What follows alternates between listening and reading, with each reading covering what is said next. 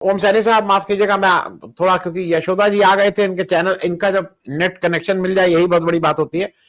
एक जो पाशा साहब ने बताया, नेपाल के आंकड़े ये हैं कि जो उनके बाहर लोग काम कर रहे हैं वो अपनी कुल जीडीपी का 33% से ज्यादा उनका पर्सनल रेमिटेंस आता है। उनका जीडीपी में जो एक कंट्रीब्यूशन है, बाहर से जो पैसा आ रहा है वो 33% से ज्यादा का है। पूरी तरह से निर्भर करते हैं बाहर के उस पर। मैं ये बात इसलिए आपके सामने ला रहा हूं कि ये एक बड़ा प्रश्न है। दूसरा एक ये प्रश्न है कि वहां पे नेपाल में कहने को वो दोनों चीन के साथ हैं, यहां पे कहा जाता है वो दोनों कम्युनिस्ट सरकारें हैं। चीन अब कोई कम्युनिस्ट मॉडल तो रह नहीं गया है। चीन का मॉडल, कम्युनिस्ट मॉडल जो हम लोग समझते थे 40-50 साल पहले, वो मॉडल तो नहीं रह गया है। जिस कम्युनिज्म को हम समझते थे, जो मार्क्स और लेनिन का कम्युनिज्म था, अब तो ये कोई और कम्युनिज्म और कोई और कैपिटलिज्म हो गया है। मैं इस पे आपसे एक वो पूछना चाहूंगा कि अगर एक देश जो पूरी तरह से निर्भर है, बाहर लैंड लॉक्ड है, बाहर लोगों से निर्भर है, वहां पे अगर ये बच्चे कर रहे हैं तो कोई ना कोई तो ये सुलगते सुलगते सुलगते ये बात हुई है, ट्रिगर हुआ है। और श्रीलंका, बांग्लादेश, नेपाल और भारत में जो बार बार अब हल्ला मचना शुरू हो गया है कि सीआईए और देखिए अब हमारे ऊपर करने वाला है, हमारे ऊपर करने वाला है। क्या देश में जो जिस तरह की हम लोगों के यहाँ भी लोगों के बीच में गुस्सा है, बेरोजगारी है, उसकी वजह से जो जो बीजेपी के जो भी लोग हैं वो उससे परेशान है, मोदी मीडिया परेशान है कि जो दिखा रही, कल चौधरी जी दिखा रहे थे कि कितना ट्रम्प थर थर घुटनों पे आ गए हैं और मोदी जी ने ऐसा काम कर दिया है।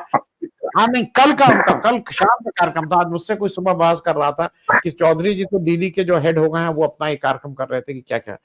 ओवरऑल आपसे सैनी साहब, आप इतने वरिष्ठ हैं, देखिए, ओवरऑल समझते आप जी। धन्यवाद आनंद जी। देखिए, नेपाल को समझने के लिए जरा ये समझना पड़ेगा कि नेपाल के 75 जिले कैसे, किस तरह की बसावट में है। और नेपाल में अगर कोई टेंशन रहा है तो मदेशियों के साथ में ही हुआ है, व्यापार के संबंध में लेकर के।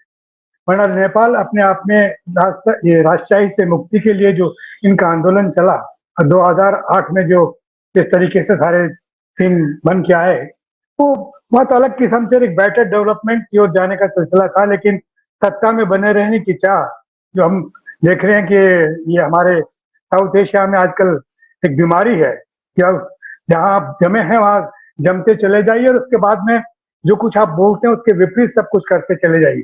क्योंकि मैं भारतीय जनता पार्टी को सन 80 से जब पैदा हुई थी तब से देख रहा हूँ, और इन्होंने चाल चरित्र चेहरा बदलने की बात की थी और आज ये कैसे नजर आते हैं, इस पे बड़ा आक्षेप होता है।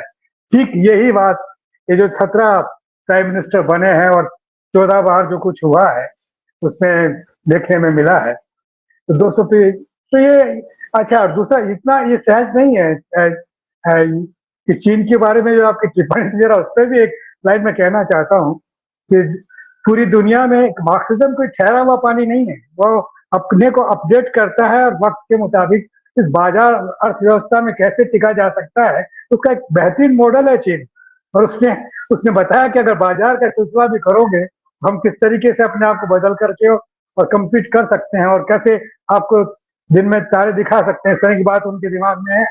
ये मैंने देखा है। मैंने जिस तरीके से होचिमिन ने वियतनाम में करके दिखाया, कास्ट्रो ने क्यूबा में करके दिखाया, और चे गुवेरा कास्ट्रो ने, और उसी तरीके से माओ से तुमने चाइना में करके दिखाया, जिसको अफीमचियों का मुल्क कहा जाता था। और आप देखिए कैसा है। तो ये वक्त के साथ साथ में चीजों को बदल करके अपने आप को स्थापित करने का है।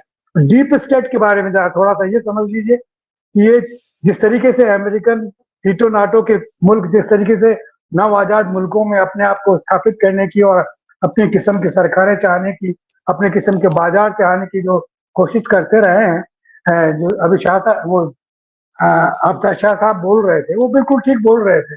कुछ क्रोनोलॉजी में नहीं बोल पाया बस, बाकी तो ये ठीक है। और अभी जो हो रहा है ये एक ऐसी अराजक भीड़ है जो जो बड़ी रोमांटिक है, जो बड़ा लेकिन परेशान है, बेरोजगार है। उसी तरीके से जैसे हम अपने यहाँ देखते हैं कि बेरोजगारी का सिलसिला और महंगाई का सिलसिला जिस तरीके से हो रहा है, उससे मुक्ति का प्रयास करने की चेष्टा करते हैं, लेकिन एकजुट नहीं हो पाते हैं। और जब भी एकजुट हो जाते हैं तो इंडिया गठबंधन बन जाता है या एनडीए बन जाता है। और जब इंडिया गठबंधन बन जाता है तो राहुल गांधी सारे सारे सारे सवालों के जवाब देने के लिए बाध्य कर देते हैं सत्ता को। वो का वो सिलसिला मुझे लगता है कि नेपाल में हो गया है। और ये आगजनी ये सब तो देखिए, बिगिनिंग में जब कुछ करते हैं और आपके पास में जब कोई गाइडेंस नहीं होती है, और जो गाइडेंस का जरिया था उसको जब बेंड कर दिया जाता है, तो उसके बाद में तो चीजें बड़े अलग तरीके से होगी। और जो नफरत है सत्ता के प्रति लोगों की, वो तो प्रकट हुई है कि किस तरीके से किक मार रहे हैं और जिंदा जला रहे हैं, मकान जला रहे हैं, अपनी संपत्ति नष्ट कर रहे हैं। ये सारा सिलसिला देखने को मिला है इन सारे उसमें। डिटेल तो ये है, लेकिन नेपाल कोई अपर लोगों का मुल्क नहीं है। नेपाल बहुत ज्यादा अपने इंटरेस्ट को सोचने वाले उन ग्रामीण क्षेत्रों में खास तौर से 250 के करीब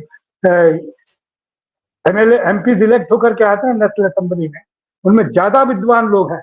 लेकिन ये जो करप्ट हो गए हैं, जो पॉलिटिकल पार्टी के ऊपर जहां जो लोग काबिज रहे, उन लोगों ने जिस तरीके से लूट मचाई और जिस तरीके की एग्जीबिशन किए, वो सामान्य लड़कों को जो पूरी मेहनत के साथ में, जैसे हमारे यहाँ लोग करियर बनाने के लिए एक के बाद एक इम्तिहान देते चले जाते हैं, परीक्षाएं देते हैं, फिर उसके बाद में नहीं होता है तो एक नाराजगी आती है।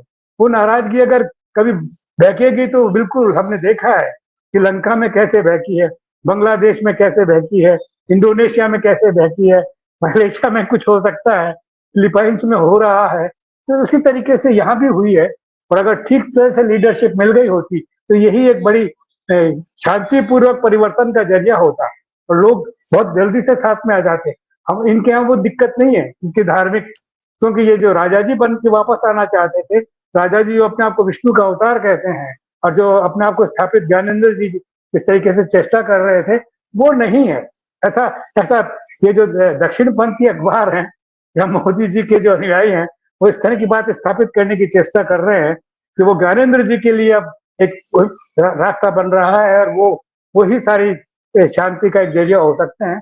तो वो मैं समझता हूँ कि एक ख्याली पुलाव ये वाला नहीं, वो एक ठीक रास्ते पे चले गए। राष्ट्रपति और सेना के चीफ अगर साथ में बैठते हैं और लोगों को बुला करके अपने आप ऑर्गेनाइज करते हैं, तो बिल्कुल रास्ता निकल करके आएगा। और वो रास्ता वो नहीं होगा।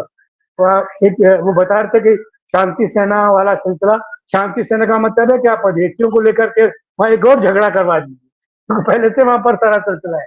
शांति सेना तो हमने श्रीलंका में भेज करके देख लिया, हमने अपना प्रधानमंत्री खो दिया उस चक्कर में। तो हम ये सिलसिला तो नहीं करेंगे, लेकिन ये तय है कि ये ज्यादा दिन नहीं, 7-8 दिन में चीजें ठहर जाएंगी और नियंत्रित हो जाएंगी। सेना और बाकी लोग जो हैं, जैसा वो नाम मैं नहीं जानता, जो उस नौजवान को जो एनजीओ को रिप्रेजेंट कर रहा है और लोगों से पहले बातचीत करता, तो वो शायद एक बेहतर रास्ता दे करके और नेपाल की इस क्रांति को इस अराजकता से नेपाल को मुक्ति दिला सकेगा।